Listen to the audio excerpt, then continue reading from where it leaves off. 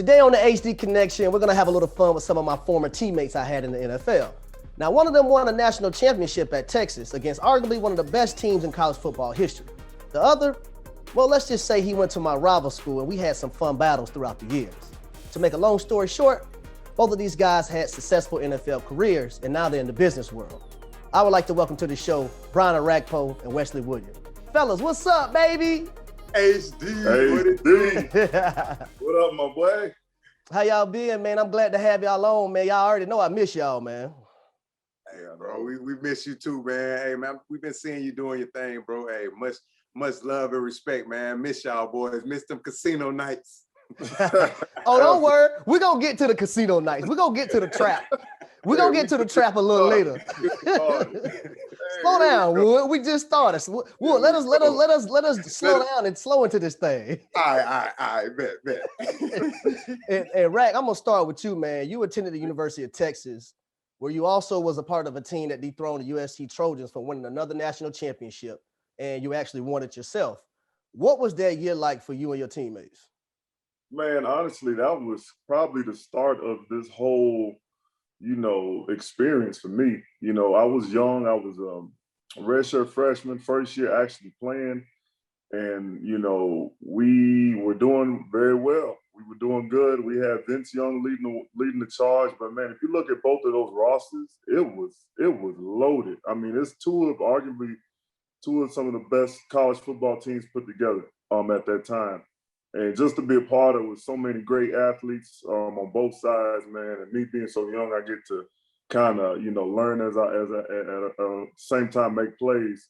It was awesome, man, to be a part of and actually get the game and win the game against USC. I mean, it couldn't get any better than that. And Wood, I want you to chime in on this because we all was in college at the same time when that was transpiring. And like you said, Rack, that game had nothing but stars in it. But I got a question for you, Rack. Were you ever in awe at any point, like watching film of a Reggie Bush or a Lindell White, like, damn, these guys really out here balling?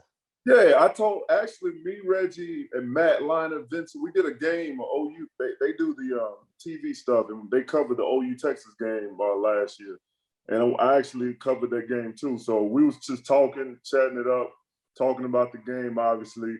And I told him straight up, like I used to watch, or myself and a lot of other players, we used to watch those Reggie Bush highlights. And you guys know, we were all in college at the same time. Reggie Bush was a human highlight film. I mean, all real, all day. I mean, and then Matt Leinart, Lindell White, I mean, Steve Smith, them boys had goons. And defensively, I mean, it gets, Ray Maluga. I mean, I can go name for name on the type of talent they have, but at the same time, they were looking at us too. That's right.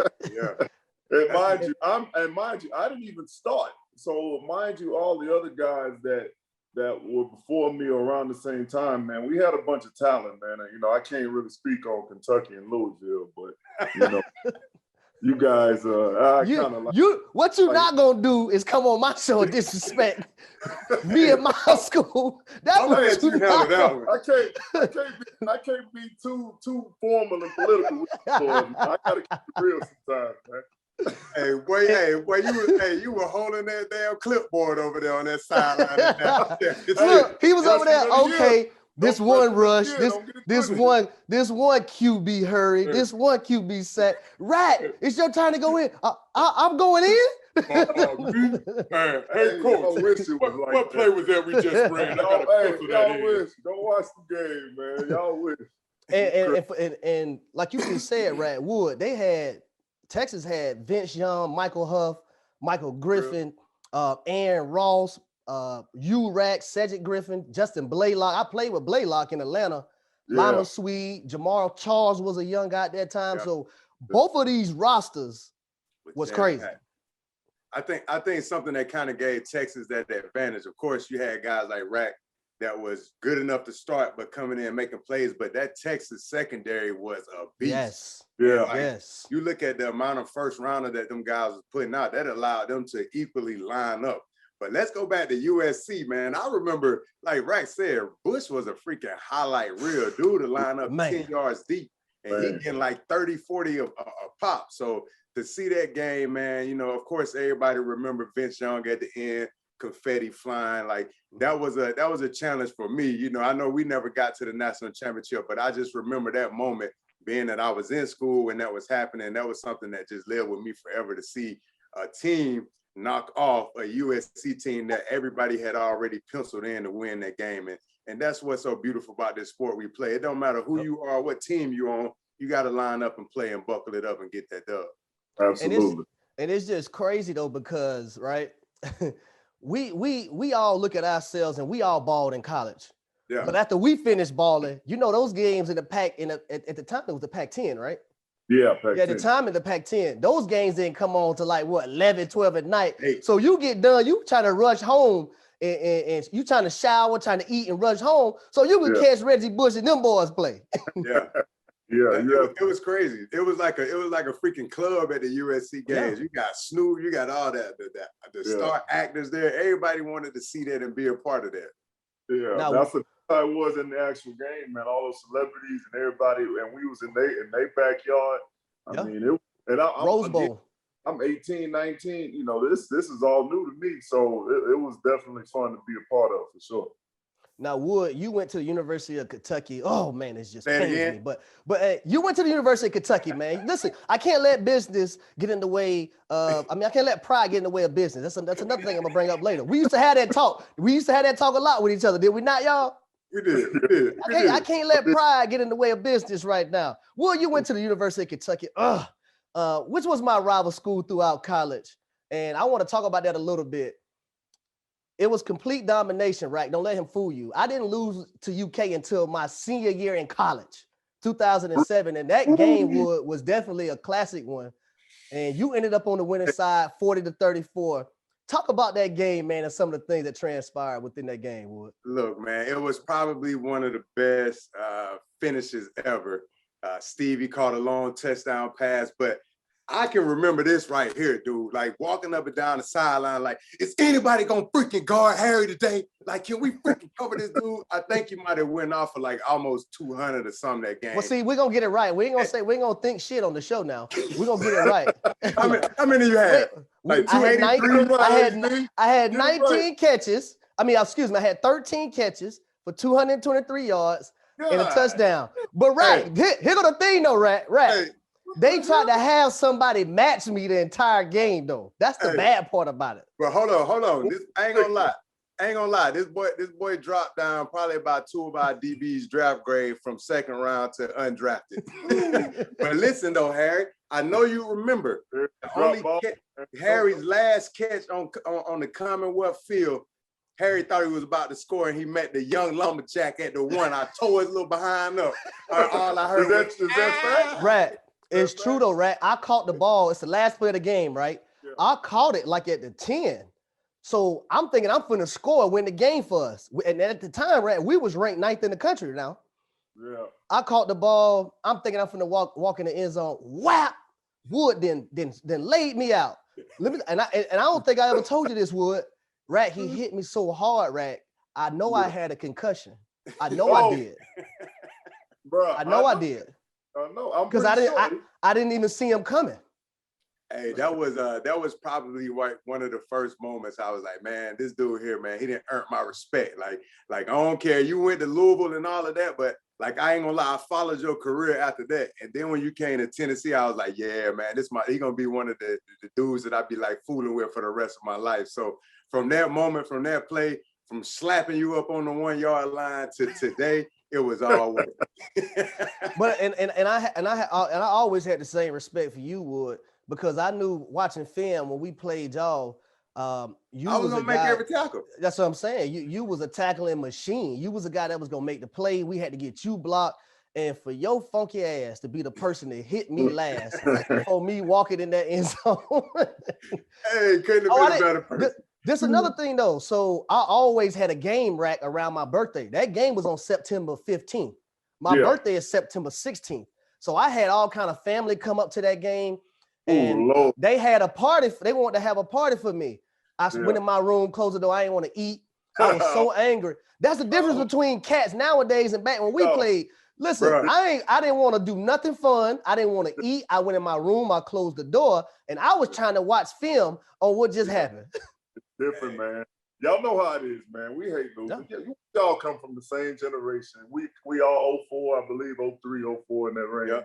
Yep. And y'all know how it is, man. It's just different now, man. Guys posting stuff after losses. And, I don't understand it.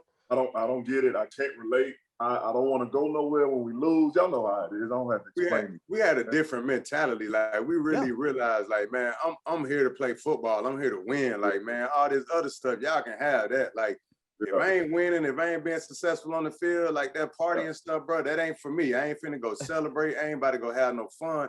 And you can remember the guys who actually went out after a loss, them be the guys that be like 2-3 years later, they still barely trying to get on the same college team, or they ain't the ones that's going to the league. So it's always, they say the cream of the crop always rise. And the guys that be like finally realize, like, man, I got to put football first. Them be the ones that be successful. Yeah, absolutely. Right. Now I want to touch on the path that both of you guys took to the NFL. Right, you were drafted in the first round of 2009 NFL draft to the Washington football team. Now, Wood, you weren't drafted. You signed with the Denver Broncos in 2008. And Rack, I'm gonna start with you first. Rack, what was that feeling being drafted in the first round? Man, it just showed that honestly that hard work and sacrifice and all the cliches that we talk about in this game, that it really means something, you know, because again, for me personally, I was a late bloomer in football. I didn't play it at a little league. I didn't do none of that. I was just a guy that just happened to be pretty good at it. And I really got serious for me in high school. Mm-hmm. And it got really serious for me when I got to University of Texas, because I didn't even know I was good enough to go to play collegiate football with me starting so late. Mm-hmm. And then was able to obviously have a great career at UT, get drafted first round, and now I'm in New York. Like, man, I can't believe I'm here. This is the stuff you see on TV, you know, with your family, you know, things of that nature. And now I'm actually about to get drafted. It still wasn't a dream come true until I actually heard my name getting called by Commissioner Goodell. And I mean, it was icing on the cake from there. And ever since then, I didn't want to be one of those busts. I wanted to be a guy that, even though I went first round, I still had that undrafted mentality. Like, I was still going to go out there and be the best that I can possibly be. And that's just how I carry myself. Now, Wood, you took a different path. You believed in yourself. You faced adversity. You made the team in Denver. What was the most fulfilling part of being an undrafted free agent for you? Yeah, before I get into my story, let me just say this. Rack the type of guy that we hate. As football players, we hate when a guy hasn't played football since he was 6 years old. This guy just came in high school and he a first round draft pick. That ain't fair. That ain't cool. So we don't really mess with guys like Rack, man. That ain't weird. I was a hooper, man.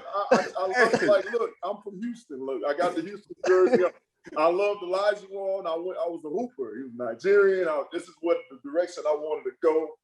And then 6'3" is point guard height. I ain't no point guard. So I had to do something. So that's why I went over to start pass rushing, and hell, I can get to the quarterback, and then that's the end of the story.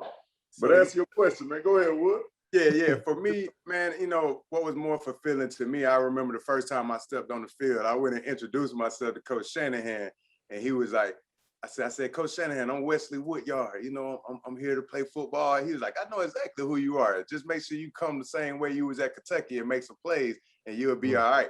But I can remember my first preseason game. You know, you got all these pre-draft grades, second round, the fourth round. I can remember sitting at home, three days of the draft go by, man. I'm on the floor. I'm over there crying and stuff like, damn, man, I guess my dream really ain't going to happen. I guess I wasn't that good. All SEC 2 years in a row. I'm like, dang, man, it's just not going to pay off. So I can remember that first preseason game. I led the team. We're playing the Texans. My coach is like, hey, you might not get a chance to play this game. You know, we got a lot of vets in front of you, but I can remember 2 vets getting hurt. And that week, all the veteran was like, man, we want to see you play, Wood. Like, we can't wait to see you go play. We done seen what you did in practice. Just go do it out there on the field. I was like, all right, I get that chance. I'll just watch. So they put me down on kickoff. I was at the R5. You know, that's the wedge. Oh, buster. Lord. And this back in CTE at its finest. Yes, yeah. Hey, this back in the day. Oh. So you got three offensive linemen that's trying to block me. So I go and blow them up, make the tackle. I did that 3 times in a row. End up leading the team in tackles, and I called my brother at the end of the game. He like, man, why you crying? I'm like, bro, I could play this game. I told you I could play this game. He's like, man, I believe in you from day one. Like, don't be crying, man. Be excited about it. He was like, man, I am. I said, man, I am excited. Like, people said that I couldn't play this game, but man, it was just like the fact that you just got to continue to believe in yourself no matter what people say. And that was my thing, man. I just got a chance to play. And that's what it is about being a free agent. Like, free agents, you only get a small window of opportunity to go and prove yourself. And for me, I had to go out there and take it by the balls and just go play hard as I could and make the plays. And this is what a lot of people don't understand. Being a college free agent sometimes might be better than getting drafted in the 6th or 7th round, because now you get to pick where you kind of want to go versus just being stuck with a team that might not be your fit. Now you get to choose your pick of the litter and be like, okay, this team here might be down the linebackers. I'm gonna go over here. That's a great point, because that's how I ended up choosing to go to Denver.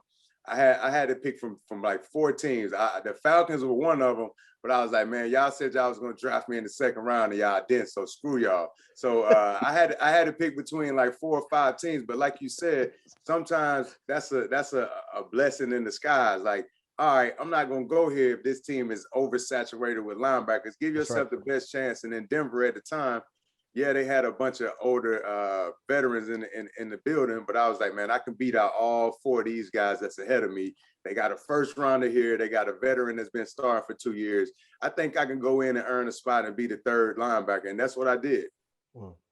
Now, Wood, you're a team captain every year you're at University of Kentucky. All 12 years in the NFL, you're a team captain, which is unheard of. How important was it to have your respect from your teammate and coaches? Man, it was huge, bro. Like, from the first time, like you said, that was just a goal of mine, like to be a leader everywhere I go. Like, I'm gonna outwork everybody. Like you, Rack, like say if you were on my team, like you guys are better athletes than me. But at the end of the day, I gotta outwork you guys. I gotta work harder than you guys. So that was my thing. Like, man, if I'm not gonna be the best, I gotta work like I'm the best. And every day I gotta make sure my teammates become the best. And sometimes you need that, because you see it, man. You come to work some days, you might not have it. But if your leader is standing right there next to you, pulling you up, making sure you good, you're going to have a great day. So that was just a mentality. Say it again, Wood. Say it again, Wood. Sometimes you come to work, you might not have it. But that leader, if your leader is right there building you up, keeping you strong, you don't need nobody else. He going to make sure you got it, man. So it's just like, man, that mentality that I had kept me strong throughout the league, throughout my years in the league. And 12 years, man, it was tough. I was facing some odds and some crazy things at the time. I was starting.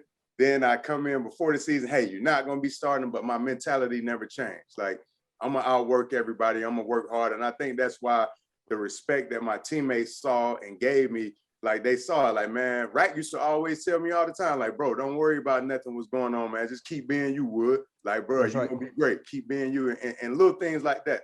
That's why Rack was a great leader, because he recognized when his teammates was going through something, when he needed to step up and help them out.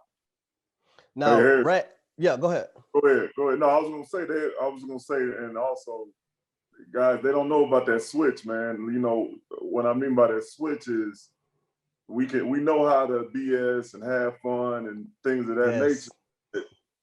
It doesn't take away. Once we step out on the field, it's a different mindset. It's a different mindset. I'm telling you, it's so funny. And before you go to your next question, but they may come in, like somebody may come into the locker room and say, "How the hell does Rack, Wood, Harry, like some of the best?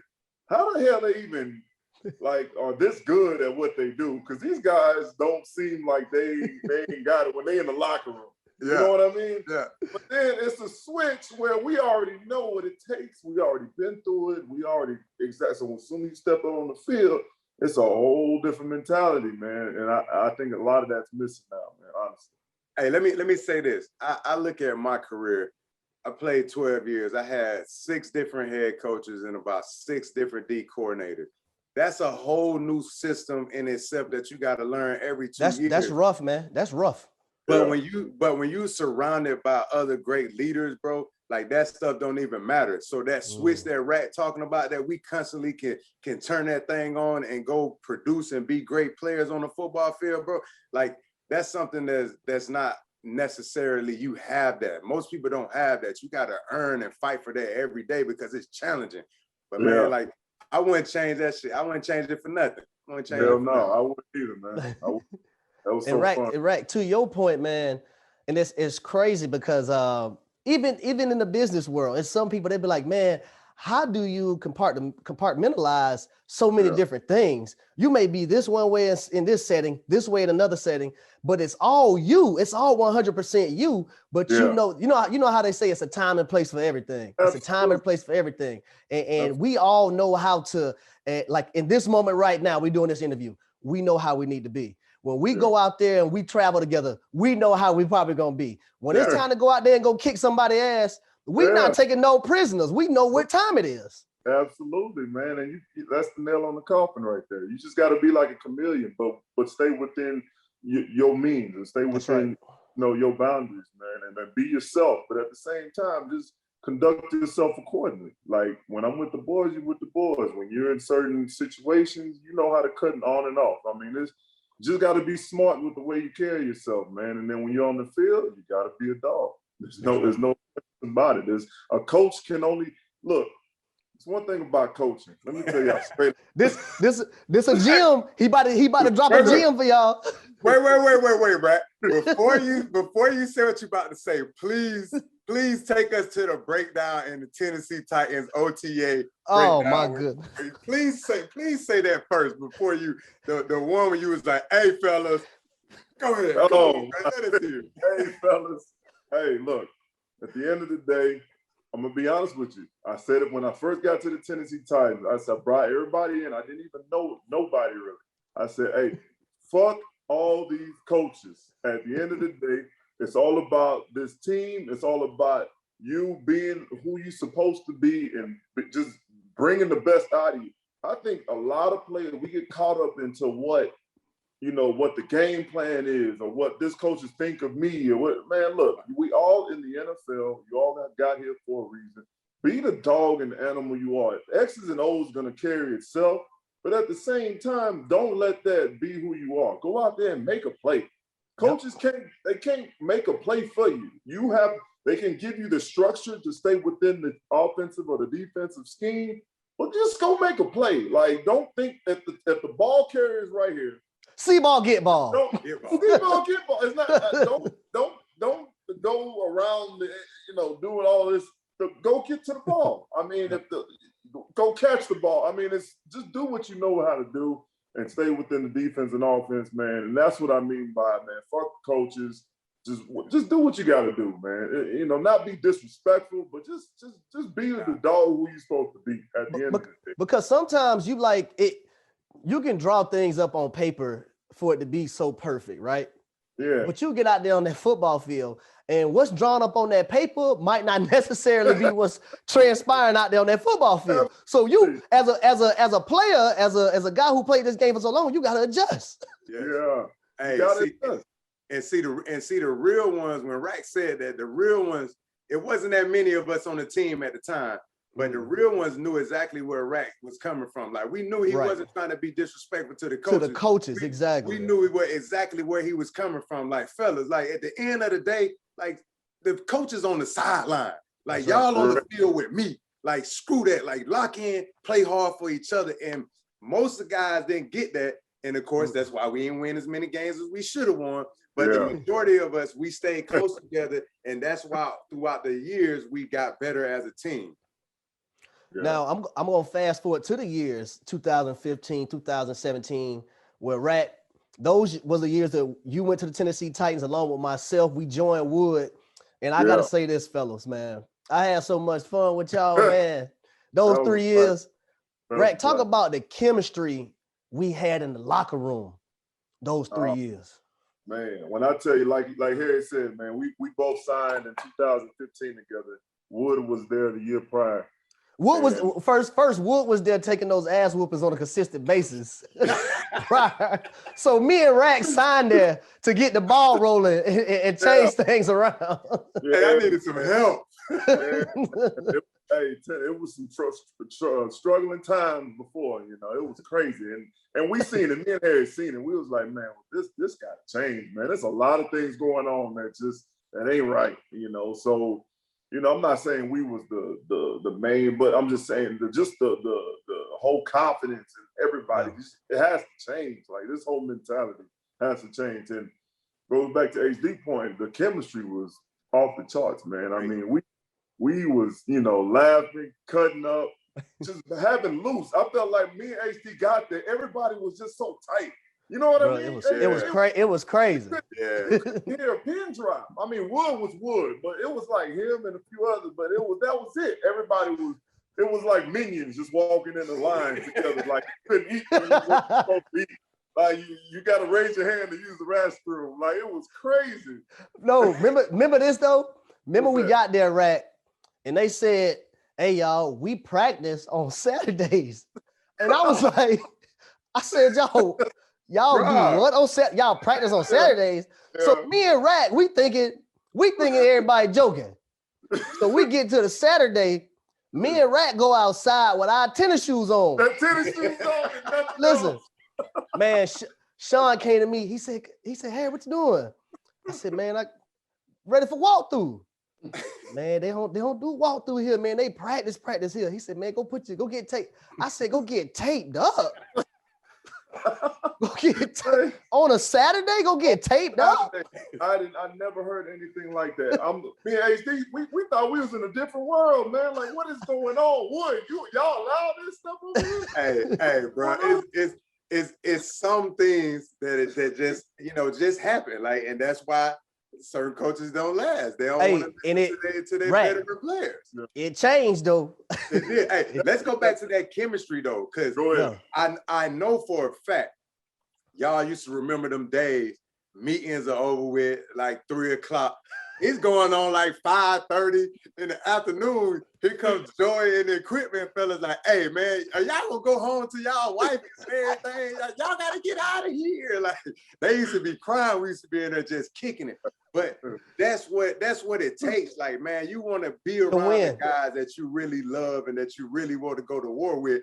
I'm talking about, man, like, hey, babe, I'm gonna be a couple hours late today, so I just want to let you know. Hey, I gotta get extra treatment. It's gonna be about 2 or 3 hours before I get to the house because they want to work on me a little extra longer.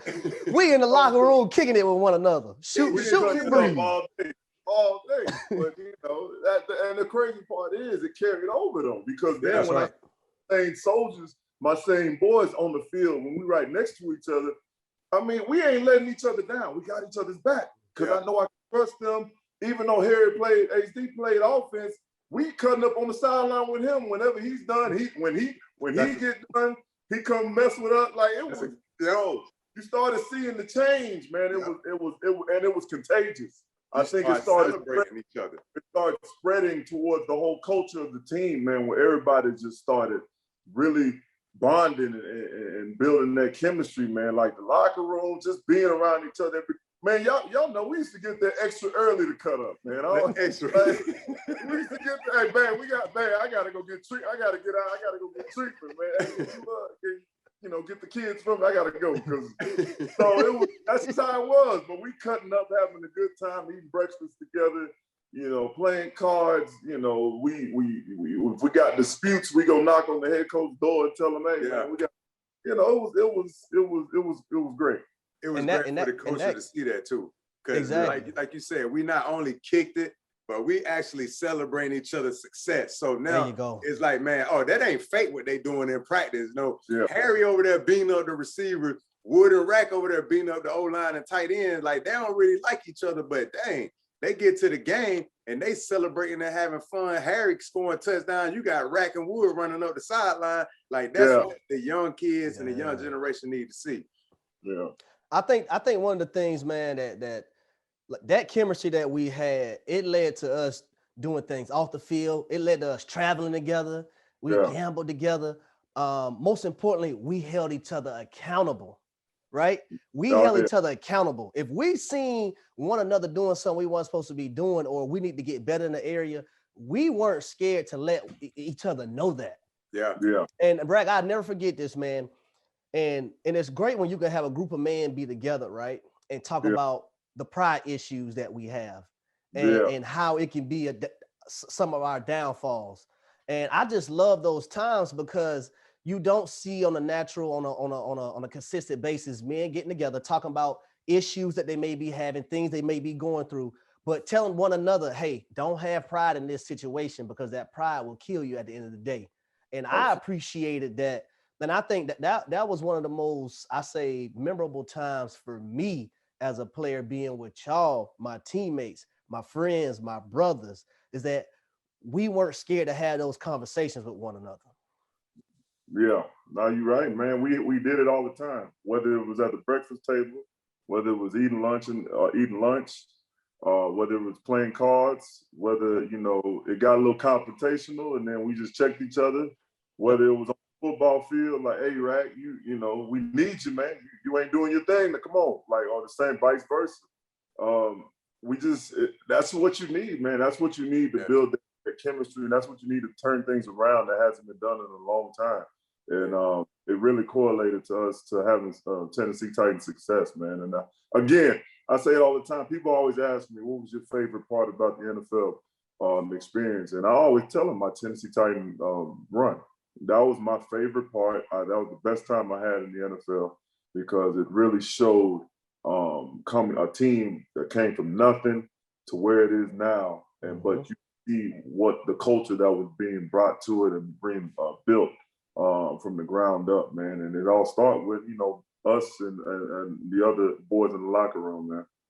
I'm telling you, man. When y'all two got there, especially you, Harry, like you check, like the receiving room at the Titans was just like, I don't even say poop. It was just mentally mush. Yeah. Just like MEs day after day in the game, in the practice. And I don't even know if y'all remember this. It used to be just like this segment and this division within the locker room. I know the offense was on this side, the defense was on this side, but we made them tear down that whole strip in the locker room, built the whole locker room for us. And now, like Rack said, that breakfast table, like we get to work early. It's one thing you getting to work early, like as a professional, just to get there. But when you get there, say a meeting start at 7 o'clock, we get there damn near 5:30, 6 o'clock just to kick it. Like, who does that? But that's the camaraderie ship that you need to build to be successful, man. And unfortunately, man, it really ain't like that in today's NFL. Like everybody wants to be the guy. Like I understood, like when we brought Rack in, like Rack, it was an established vet. Like I can't beef with him. Like no matter how much work you put in, like we gotta work together. Like Rack gonna be the big voice, and I'm gonna be the voice over here to handle all this other stuff. And at the same time, we're gonna come together and make sure all y'all knuckleheads on the same page. So most guys want to be their main guy and want everything to run through them instead of just like working with everybody and making sure that camaraderie ship is always flowing the right way it should always be. And well, it's that respect thing, man, because it's when I came in as a young guy, right? I had Joe Horn, I had Roddy White, I had Brian Finneran, I had Michael Jenkins. I wouldn't dare disrespect those guys who paved the way for me to even be in the spot that I'm in. You know what I mean? Or a guy who have played for years prior, who have came to visit us. I'm gonna show the utmost respect. Nowadays, you have these young cats, they just thinking, oh man, I ain't gotta do this. I'm the man, I'm the guy. Listen, first of all, before you was the man, the guy that's in the room with you was the man before you. Exactly. Let me give you this example. So we playing, I can't remember who we playing, but Rack was on the field, and it wasn't even Rack. Rack didn't even mess up, but we got a guy on the sideline. He's a special team guy, don't play no snaps on defense. He over there trying to yell and coach at Rack. And we like, bro, like, know the defense. Rack ain't even messing up. Like, hey, when I say my man Rack flipped that switch, hey, my dog checked himself out the game. I ain't never seen this in my life. Hey, hold up. Hey, Hey, somebody get me right quick. Bass, go in and get me right quick. Hey, I'm like, right, chill, bro. Don't choke him on the sideline, bro. We need, bro. But that go back to your point. Like these young cats, man, they don't really know. They don't care. And that's the messed up part about it. Yeah, man. It's we had some episodes. Y'all know how it goes. We had some episodes when it comes to what's the stuff you like to say, HD, put in order? What you used to always say. Hey, I don't take too kind for disrespect. We're gonna get some discipline. Whether you want to have discipline or I gotta teach it. One way or another, you're gonna have some discipline. Hey, that's his go-to, man. He always had it. But yeah, man, like you boys said, man, it's just passing of the torch, man. But there is positive though, and I'm gonna get to the positive side. Like you said, HD, all the guys you named, I had the London Fletchers to learn from. I had the Andre Carters, the Chris Samuels, even though he played offensive tackle, he was an all-pro offensive tackle that helped my game as I'm, we're practicing against each other. He helped me and taught me things that I need to do or can't do and things of that nature. So it was the passing of the torch. And for the positive side, we've seen that with the Kevin Byards now. Who are the Jayon Browns? Corey Davis. It's D. Henry. Y'all know D. Henry. Do y'all remember D. Henry? That boy that grew up. Oh, I swear to you, I tell people all the time, man. D. Henry is going down as one of the best backs in NFL history. Oh yeah. But it all comes from the hard work and the dedication and sacrifice he had to learn and put in from day one. Because you remember day one, we used to all of us to be on D. Henry. Y'all know that, and we call D. Henry right now. He'll tell you that himself. We used to be on D. Henry. We used to say, bro, we need you to be the dog we know you can be. Be the Bama back we know you can be. And it didn't take until, I think D. Henry got benched a few games. I don't know if y'all remember that. Yeah, I remember. He got benched, and then he was like, you know what?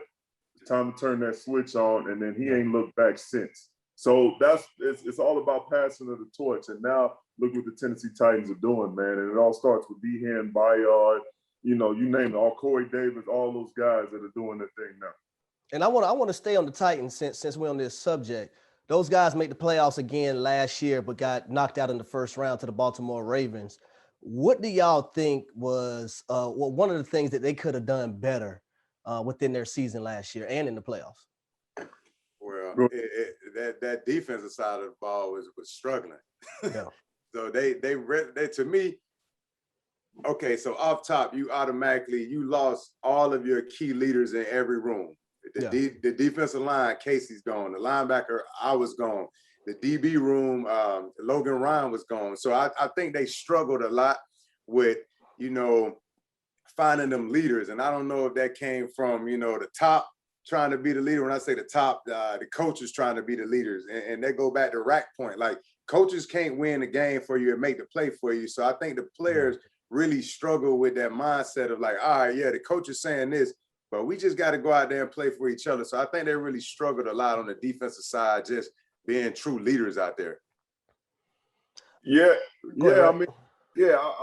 wish I watched more games, honestly. So I can't really speak on, what exactly transpired. But I did catch the playoff game, and yeah, you're right, Wood. There was definitely some plays that needed to be made on the defensive side that weren't made, And it all starts up front, man. I think up front the guys struggle, when it comes to creating things to make things happen. Those big plays. You lost a lot of guys, whether it was via free agency or just going a different direction or injuries. It got to start up front. That's going to make things a lot smoother for everybody else back in. But so defensively, definitely was a big issue. Now I want to get to one of the best things that we had occur in our lives. Look at they both. They can't wait for this. What's he saying? I want to talk about the trap. I want to talk about the trap.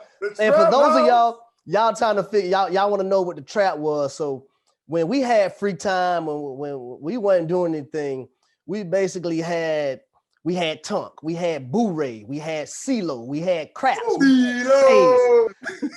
Damn it, I throw goldfish in there. We had goldfish. Whatever you wanted, we had, man. We had a trap, man. But we didn't let young guys play because we wanted young guys to be focused on what they need to be focused on. But I got one question for y'all.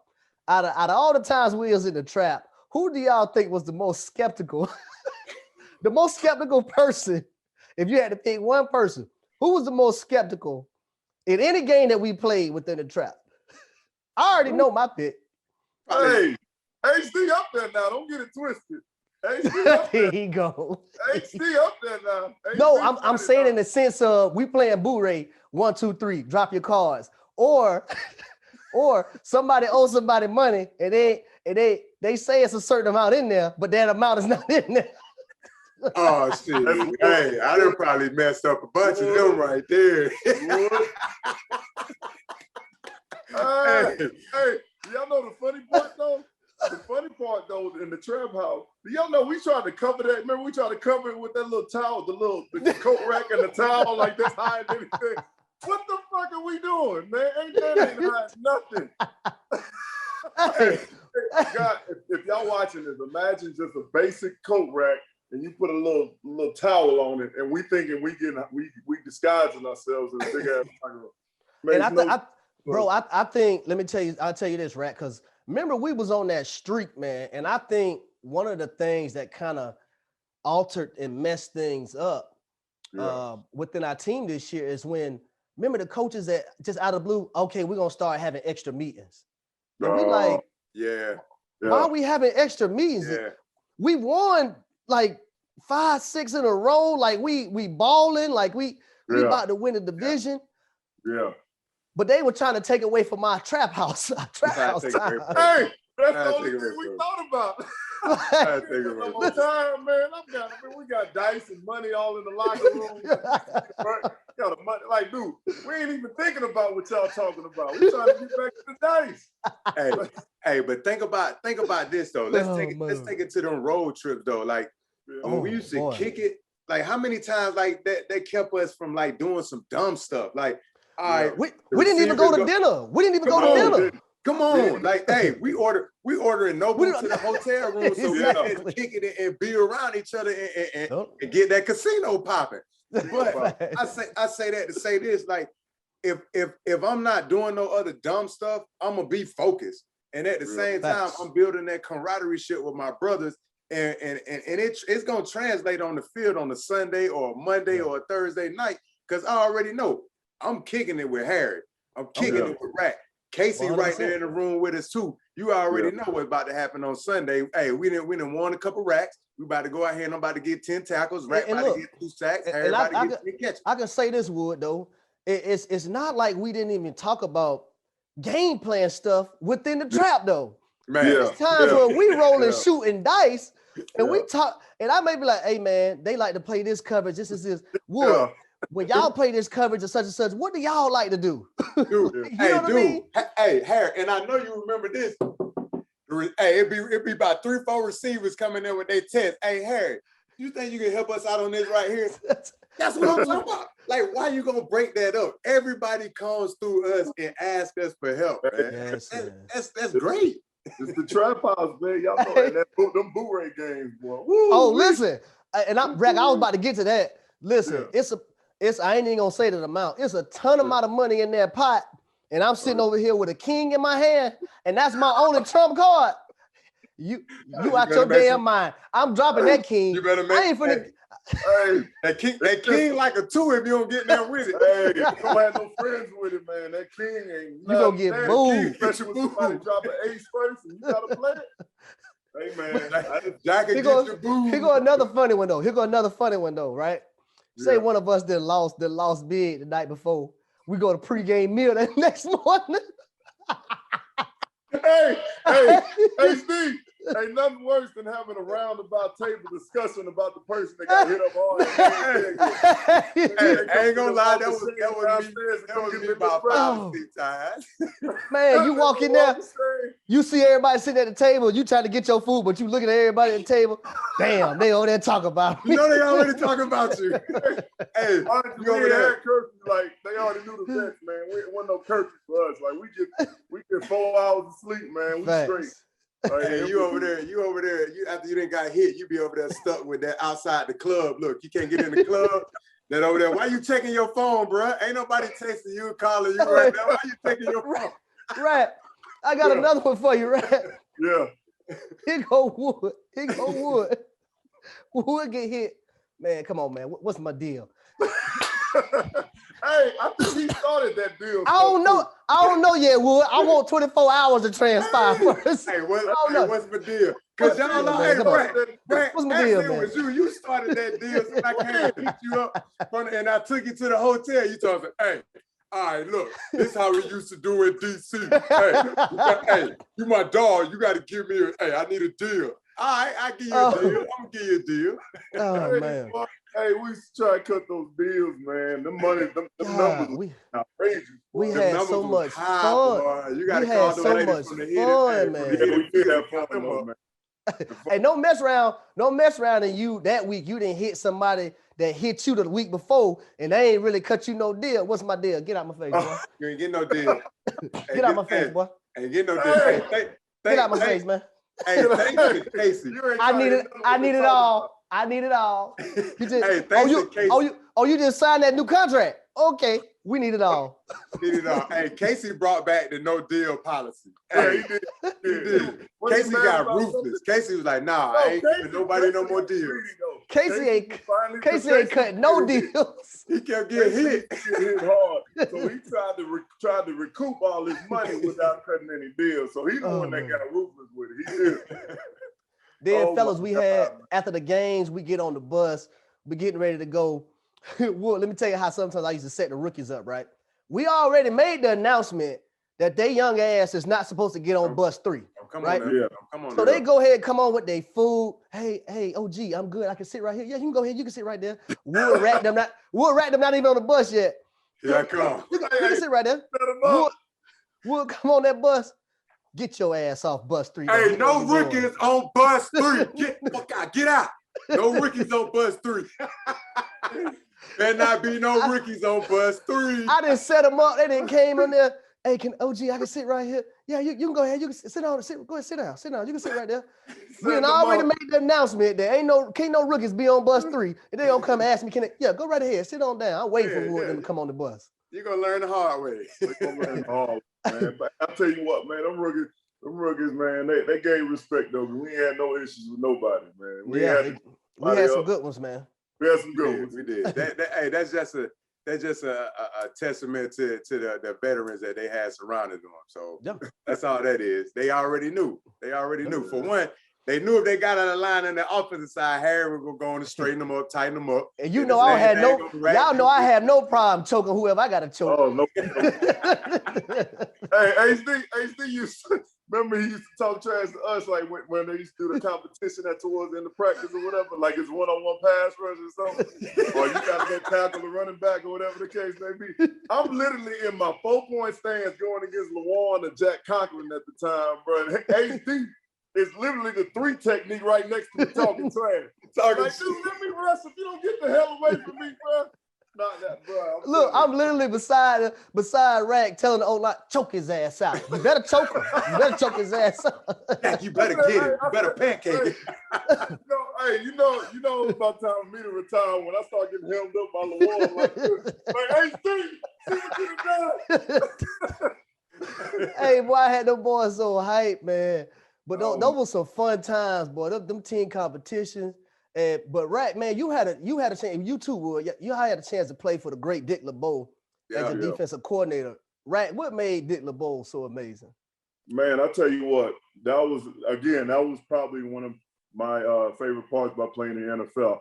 One thing, when I came into the league, I was a hybrid 3-4 outside backer, and every single defense that I've learned or that we were trying to emulate came from Dick LeBeau's defense with the Steelers at the time. So when I obviously moving fast forward, we got to the Tennessee Titans and he came on board. Man, that's a dream come true for me because we've always studied his defense. And now I get to actually be a part of his defense and just all the success he had, just all the stories. I mean, the guy never was flustered, even though we may be getting our ass whooped. The guy was never flustered, man. He always had a plan and we're going to go out swinging. And that's something I always respected about him. I always respected what him as a man, him as a coach. He was like a father figure to a lot of us, but it was just a lot of fun, man. A lot of fun being around Dick LeBeau. Wood, lastly, you played for Dean Pease, who is now the defensive coordinator for the Atlanta Falcons. What can Falcons fans and players in that organization expect from Dean Pease? Man, I'm telling you, like Rack just said about Coach LeBeau, Coach Pease is the same exact way. He's honest. He's gonna pull the best out of all of the players, and he's the same guy every day. On top of that, he knows his stuff. Like he knows exactly. He's coached some of the greatest players that can ever play in any position. You go to the D-line, to the linebackers, to the secondary, he's there. So if I'm a Falcons fan, I'm about to expect to get a whole new accountability level from the linebackers, from everybody on that team. And when you think about it, most defensive coordinators, and this is the thing about, I had the two of the greatest D coordinators with LeBeau and Coach Pease. They got you ready every day in practice. And it wasn't the same way they got you ready. They knew how to relate to Rack differently. They knew how to relate to Wood differently. They knew how to relate to Jarrell differently. And at the same time, guess what? I'm going to go on the offensive side of the ball, and I'm about to joke around with Harry, and I'm about to talk some trash. Like, they'll get up there, and they're going to challenge you every day. So it gets to that point in your head. It's like, man, I can't let Coach Pease down. Now I got to go hard every day. And once you get that level of buying in, it's going to change. The whole culture is going to change. So I really think, man, your boy Dion is going to have a really breakthrough year because Coach Pease, man, he knows how to coach up talented guys and guys that aren't really that talented. He knows how to make them accountable to make those plays within the scheme of the defense. And that's what you need. The Falcons got too much talent to not be successful on that defense. And I think, man, having Coach Pease there, that accountability level is what, to me, the Falcons have been lacking throughout the last few years. And that right there, as soon as he walked through the doors, through the building, that was the greatest hire that Arthur Smith could have hired, if you ask me. That's good to know. Last thing I got for both of you guys.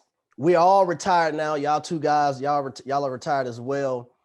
This thing called life at the football. Rack, what are some business ventures you have going on? Yeah, well, man, the Cupcake Guy brand literally took off, man. It's really created a life of its own.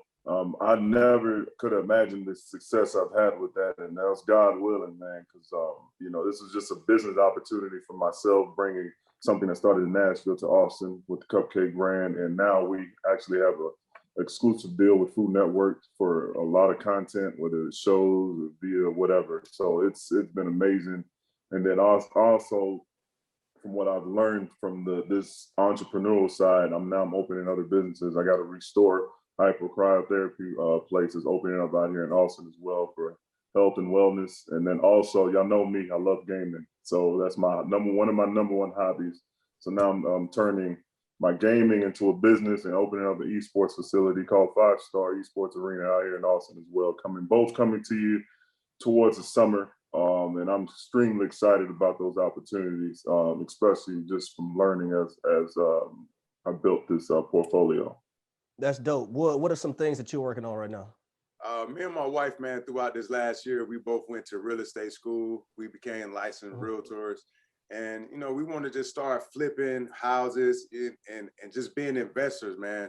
There's no reason that a middle-class person should not have a nice home. So, man, we want to start, building up these homes, first-time homeowners, and just, changing the community, changing the aspect, man. And besides my EC role with the NFLPA, I'm just a little league baseball coach, man, just enjoying this lifestyle, man. Like, hey, I got hit in the head with a baseball bat. I'm still here.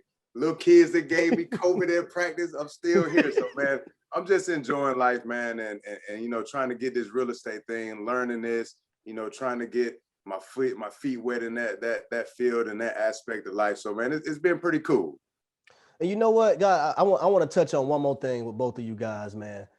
Being home, right? That transition. You guys are able to be home with your families, be home with your kids. You're able to be present because, like y'all alluded to earlier, when we're in football mode, that's where we're devoting all our time to because we want to be the best at what we do. Now y'all get a chance to be home with the family. How has that been? Man, for me, It's been a blessing, man. Y'all know. I think y'all two are some family I consider family. So y'all know when we football, man, it is football. And we didn't devoted so much time and sacrifice to the game and to our craft that it took away from a lot of other things that were just as important, which is family, and other things of that nature. So now that when I retired, I don't know about y'all, but when I retired literally the day after the season because I knew that was it for me. I knew that I didn't want to think about trying to return or doing none of that stuff. I wanted to basically, I gave my time to football. Now I wanted to give my time to my family. So that's, the transition, was they were relieved because they knew how much sacrifice and how much I was in pain all the time and things like that. Now I can actually go to the games, drop them off at school, pick them up from school, do homework, do the things that I've always missed for a long period of time. And I can be that real father that they need. Yeah, man, for me, I always tell like the young kids to use football like a car. Let it take you wherever you want to go, let it take you. And throughout the game of football, man, you can build that wealth. But when you're playing football, like Rack said, man, we got a family. Like, it's so easy for me to enjoy my family now, man, because I made so many sacrifices to enjoy them, to reap the benefits that football has been blessing me with, to just sit back and be like, man, all that hard work that I put in, from 6 years old all the way up to 30, like now I have a family. Now they get to really see who their dad is with no football interference. And it's just like, man, it's great, man. This COVID has been really a blessing to me because now I get to sit back. I get to see my kids one-on-one every day. And it's not just mom being there those hours that I normally not being there. So now it's almost like we're playing catch up a little bit because now we get to really be fathers 100% of the day. And it's been great. And I remember I used to joke with Rack about being in the carpool line. I'm like, bro, you're too big to be in the carpool line, bro. Like, let Tori do that. And here I am. I enjoy that. I'm going to pick up the kids. We listen to Kids Bop. We jamming. Boy, that Kids Bop serious, isn't it? That Kids Bop is serious. So now that same enthusiasm that I had in the football field inside that building, now I get to bring that home and blow my kids' mind away. Like, man, my daddy is cool. Like, I got the best daddy in the world. And if I can compete to be the best football player on the football field, why can't I compete to be the best father it is in the whole wide world? And I think that's one thing that us three, we understand. Like Harry, you know that it's a competition, not necessarily a competition, but it's a competition to be the best father. And it's the same thing in football. It's an accountability factor. If you acting up and not doing right for your kids, you already know Wes gonna get you. That's right. I already know if I ain't doing nothing right, Rat gonna come and get me. So it's just like that camaraderie shit we built in the football field that carries over to being a great father too. Absolutely. Fellas, my brothers, man, I want to thank y'all for joining the show, the HD Connection. This meant a lot. Y'all know how I feel about y'all, man. I love y'all dearly, man. And I just want to thank y'all once again. Absolutely.